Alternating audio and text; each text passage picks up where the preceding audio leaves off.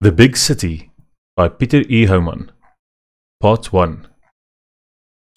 It had been 2 days since the Darwell's visit to the city, and while the neighborhood had changed a bit after the children's last adventure, one thing remained constant: the small reading lamp on Robert's desk, shining away until the early hours of the morning. He reached into his desk drawer and pulled out his trusty journal. It was hard to think that it was a mere 6 months earlier that father had given him this journal, and now it was already filled with marvelous adventures.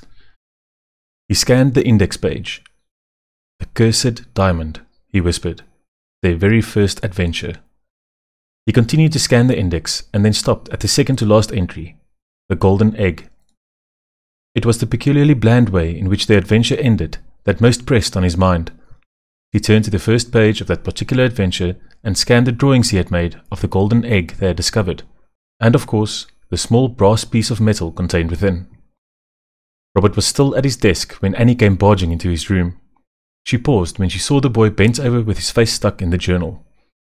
"Wake up, sleepyhead," Annie whispered as she gently tapped at the table. He remained motionless, but let out a low-pitched snore. "Wake up!" exclaimed Annie as she slammed her hand on the desk. Robert shot up as a loud noise reverberated through the table. "What are you doing?" he exclaimed. "You nearly gave me a heart attack."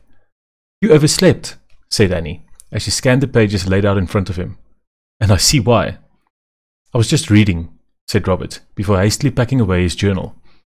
"You were obsessing about that egg again, weren't you?" "What can I help you with?"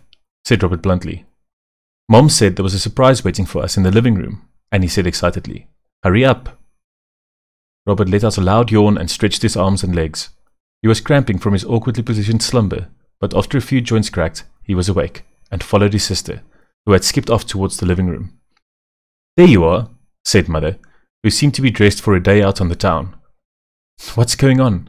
asked Robert, as Father gave him a smile and indicated for him to come sit down. He was just about to broach the subject again when there came the familiar noise of a vehicle pulling up the driveway.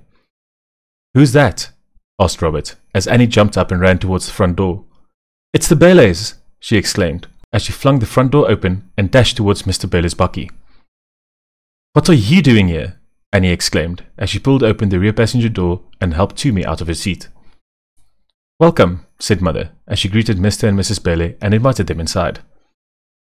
"We saw Ellie and Anton when they arrived back on the farm, and they told us about your adventure with the birds," said Temba.